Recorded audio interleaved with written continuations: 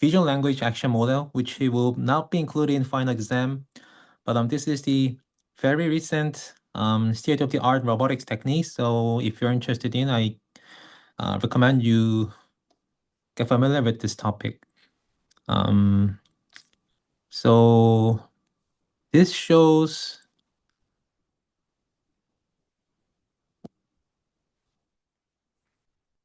the robot training with RL, like a very basic strategy. So we start with some empty list, which is called sim output here, sim output.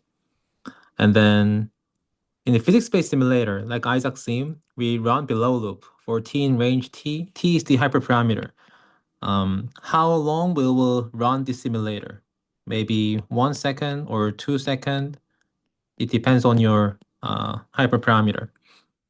So we first forward state. State include robot's current position, rotation, and target position. So let's say you are trying to control some grasping robot, hand grasping robot, and let robot grasp an apple. Then the state might include a hand position and finger joint rotation and the apple's position to the police network. Police means we learned police in previous time, right? Police takes state and output action.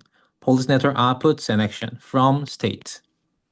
Action is like how much the joint should rotate, like how much we should control the robot.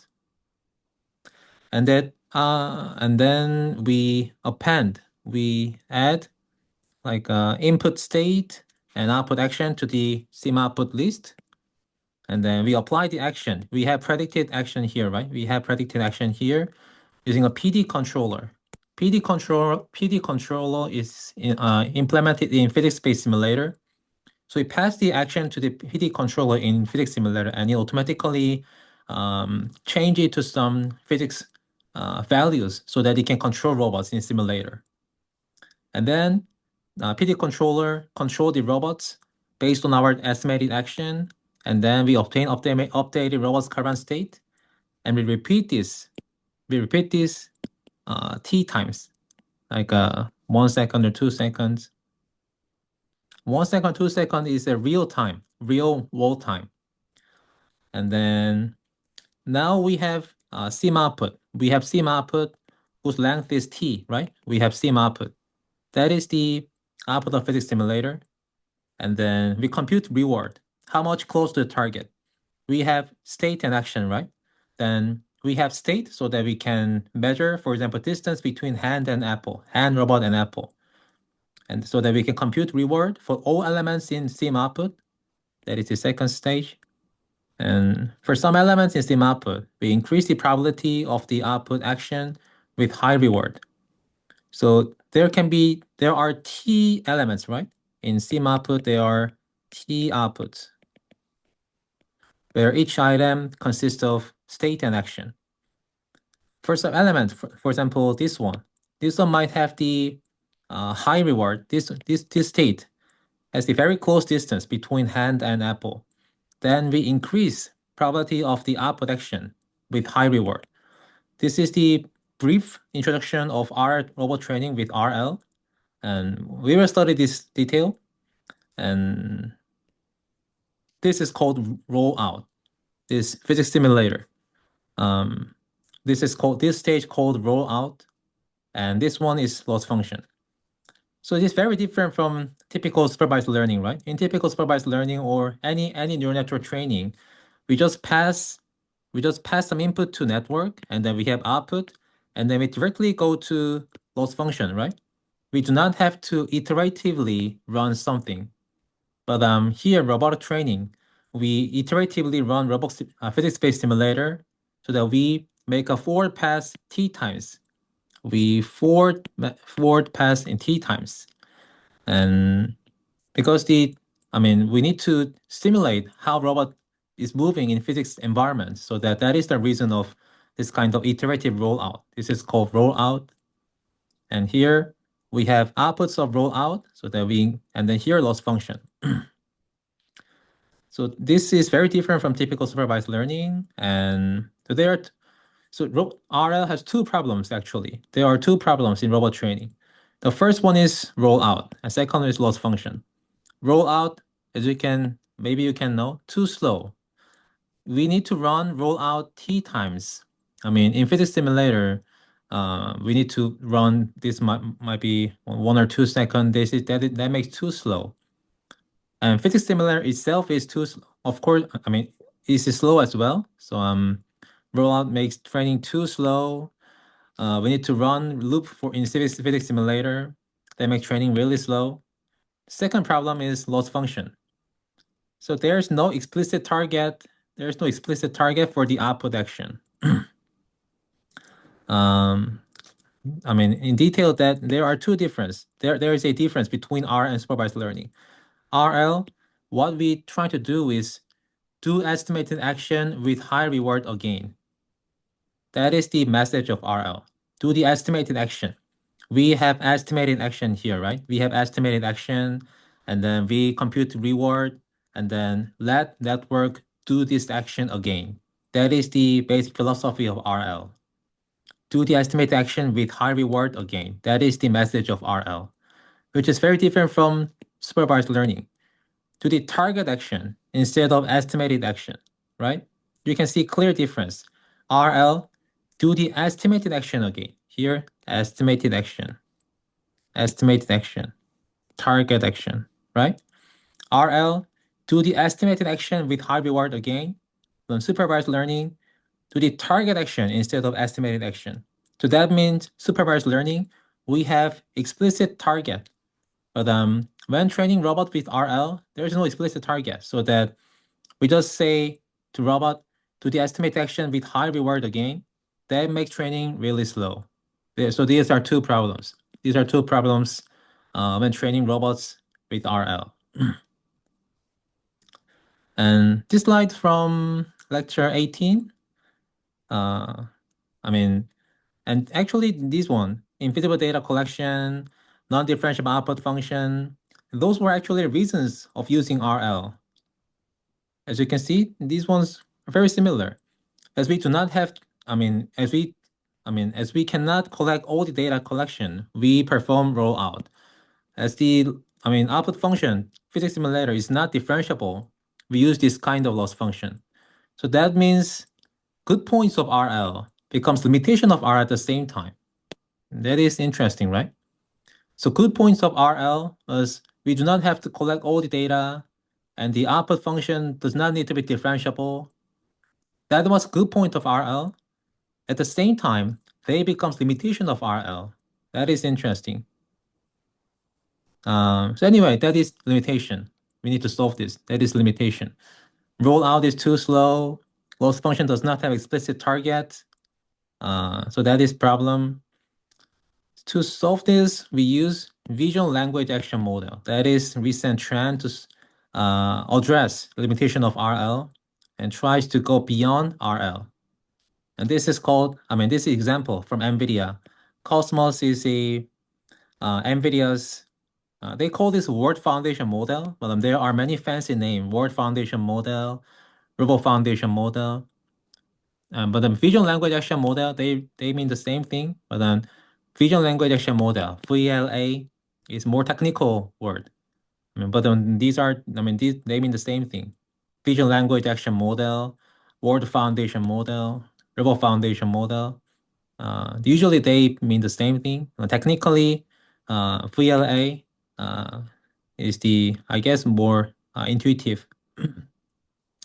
As you can see, the model takes image. Here we can see image and language and outputs action. That is the reason why we call this vision language action model. It takes vision and language and outputs action, right? Some of you might know VLM, vision language model without action.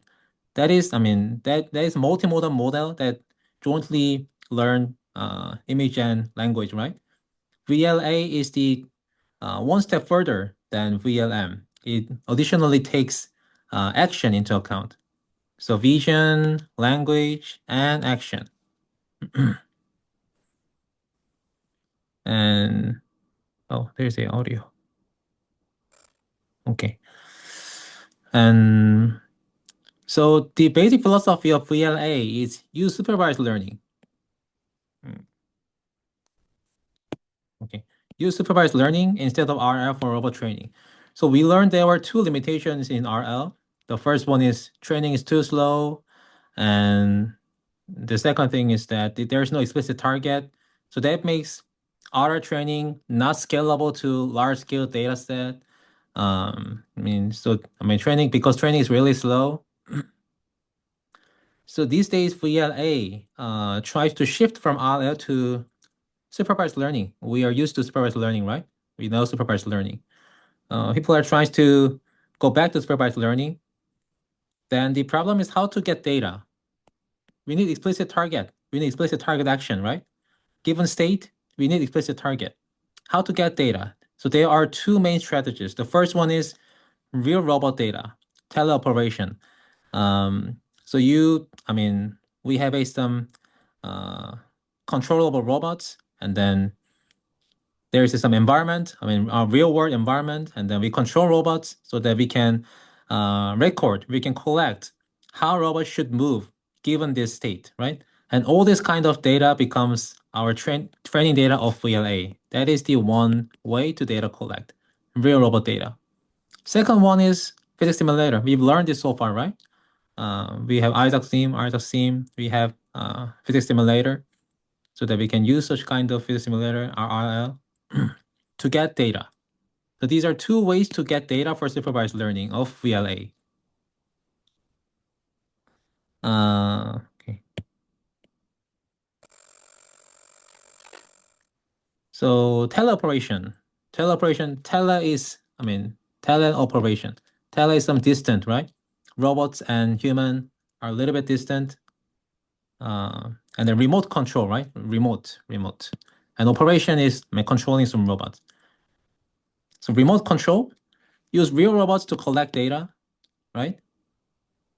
The human control robot to get robot trajectories, but the limitation is that it's costly. We need to hire human. We need to build actual robots, and then we need to instruct humans to do something in real environment using this remote controller. So it's costly, right? Costly, hard to scale up. We need to hire many human annotators. We need to build lots of robots.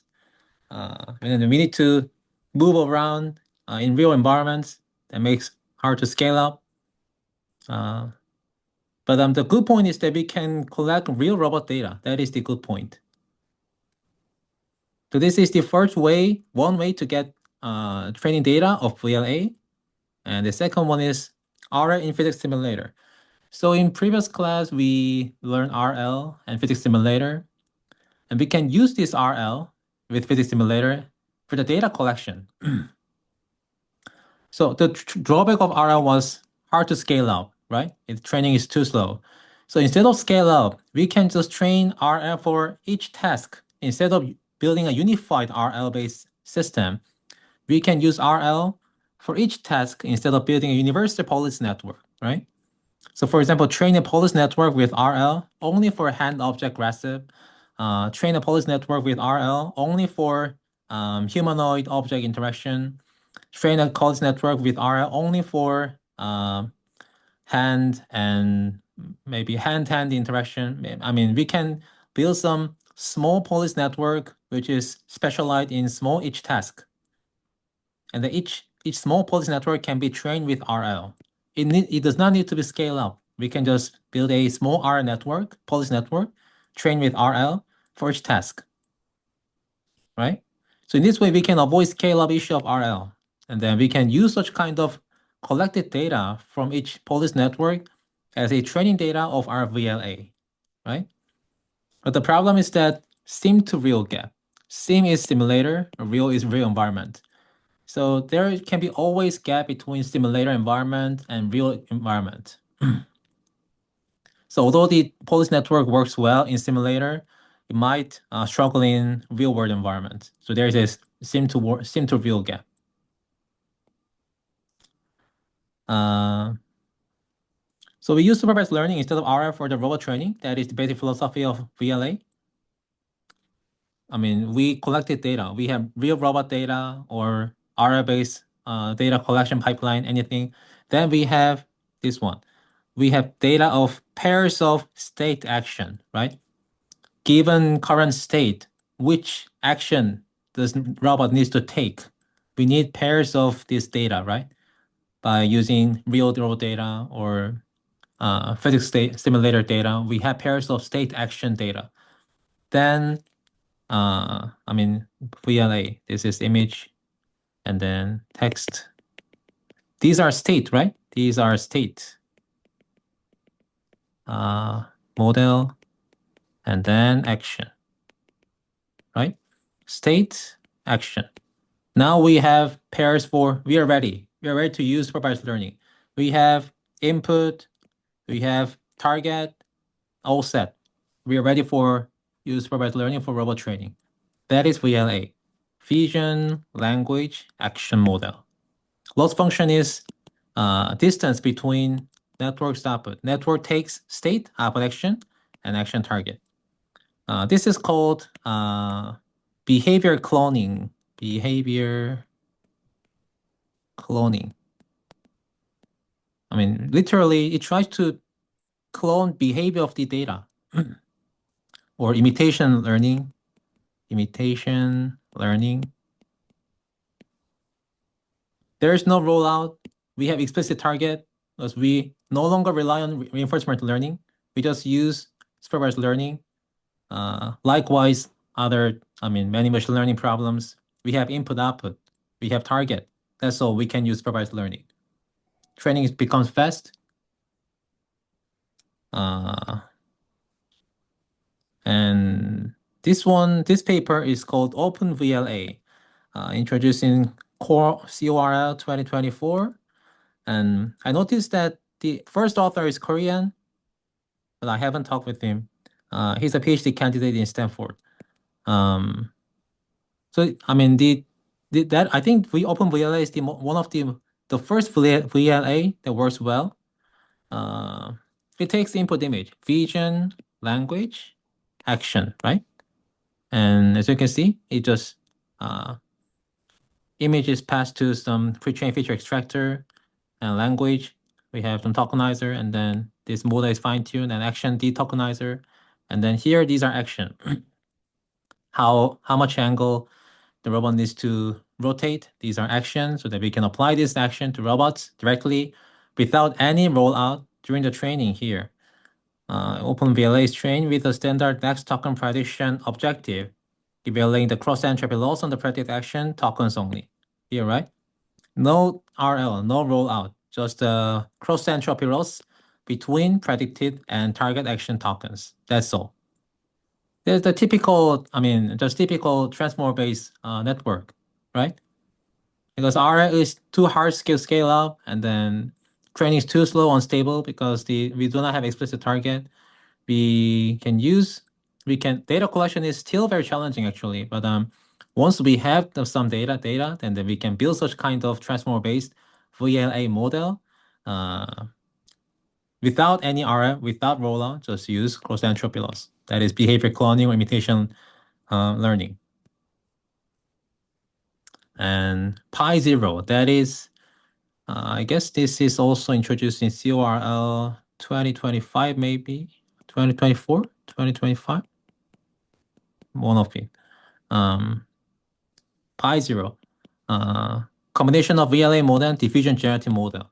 So far, this VLA model, vision language action model, there's no diffusion. It's just discriminative approach. It takes image and take text and then output action. There is no generative modeling.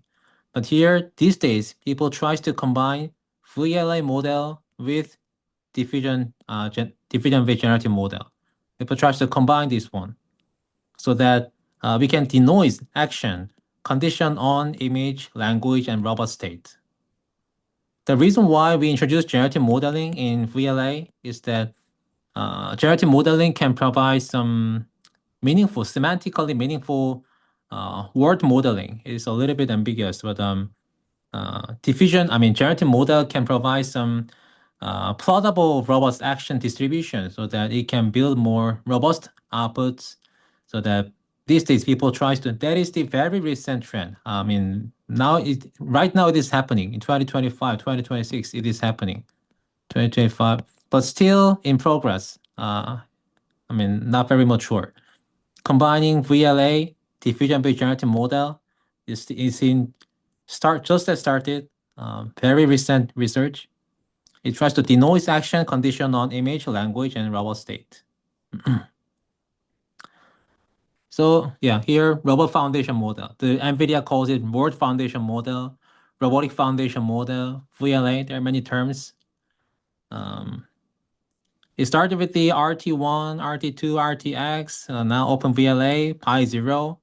And you can see there are many follow-the models. And industry tries to introduce their own VLA model, robotic foundation model, word foundation model. I guess some of you might heard figure. Gemini is very famous, right? Gemini, Pi, NVIDIA's. And I recommend you visit this website. This website has lots of interesting videos. And this one, Pi Zero, from Physical Intelligence, they have cross embodiment data set. Cross embodiment means I introduced this one, right? The robots can have various embodiment, various configurations. Some robots has 2 finger, 3 finger, 4 finger. So they collect cross embodiment data set and they pre-train their VLA model in internet scale and OpenX embodiment data set. And then post-training, high quality post-training data, simple in-distribution tasks, and complicated in-distribution task, and unseen task. So it's a combination of very recent,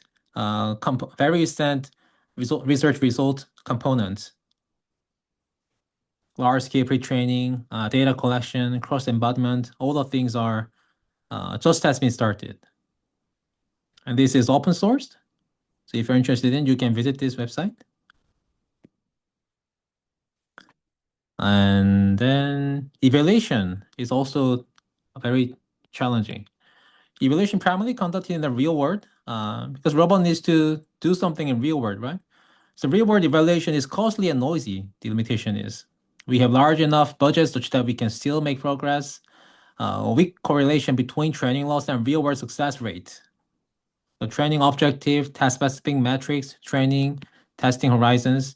So training loss and real world success rate, sometimes they have weak correlation. So it needs to be improved in robot evaluation. And what about evaluation in simulator? These are simulator. These are simulator. You can see the images are a little bit not photorealistic. As I introduced, there's a sim to real gap, especially simulator. It's struggling modeling non-rigid deformation of clothes. Very challenging. we can wear some skirt or long hair. They might suffer. They might have very or fluffy clothes. They might have very non-rigid deformation. And asset generation. So this kind of furniture, people, robot, they need to be generated efficiently. We need to digitalize the real world. So such kind of things are very challenges in evaluation in simulator. So now, these days research community tries to, as I said, combining robot foundation model, VLA, and word model, generative model. Generative model knows distribution of real words so that it is often called word models as well. And VLA model, it takes vision language input, output robot action. So that is the recent trend in robotics community, combining VLA and Gen. Of course, the main bottleneck is data collection. How can we get data? Especially, this is very challenging. So I mean, in contrast to image or video generative model, the training data needs to be physically plausible. That is difference. Image or video generative model, we can just use videos on the web without any special constraint. Of course, they need to be high quality, but the training data of VLA, they need to be physically plausible and cross embodiment. There are many shapes of robots, so that makes data collection of this kind of VLA model very challenging. So data collection itself is a research problem. So there are many uh, research problems needs to be explored in VLA. And one of the main bottleneck is data collection. How can we get data? Especially many institutions do not have infinite amount of budget and time, so that given limited budget and time, how can we efficiently collect training data of Robo Foundation model and embodiment agent? So current foundation models are not tailored for embodied agent. And then the last one is adaptation and lifelong learning. Once we train some agent, some robots, it needs to adapt to new scenarios, new environment, adapt to human preference, and it needs to self-improve. Lifelong, that is called lifelong learning. It takes the new data and then without forgetting the past experiences. That is, I mean, in other words, it's continual learning. But there are many words in continual learning, lifelong learning. They means a similar thing. Without forgetting past experiences, how can robots can adapt to new environment? We humans can do, right? We humans can do. We humans quickly adapt to new environment. So how can we make robots adapt to new environment without forgetting past experiences? But I guess personally, the data collection is the main bottleneck. How can we get training data from in the wild environment? My research interest is in this way. How can we get uh, physically plotable VLA training data in the wild so that we can scale up our foundation model, and then how can we connect it with world model? That is my recent primary research interest. So as I'm sure these are not part of final exam, just for so you do not have to fully memorize this. But I recommend you get familiar with this